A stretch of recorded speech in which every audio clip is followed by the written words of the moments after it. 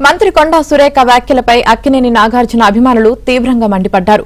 వరంగల్ పాపాయిపేట కమాన్ వద్ద కొండా సురేఖ దిష్టిబొమ్మను నాగార్జున అభిమానులు దహనం చేశారు. మంత్రికి వ్యతిరేకంగా నినాదాలు చేస్తూ దిష్టిబొమ్మను తగలబెట్టారు.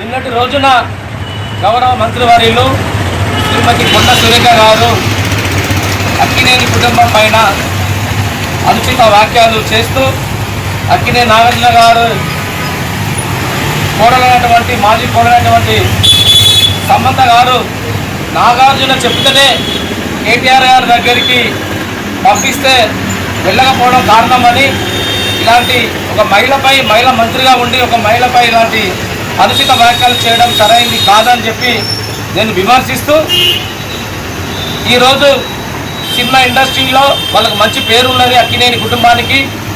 అలాంటి కుటుంబాన్ని అగౌరవపరచడం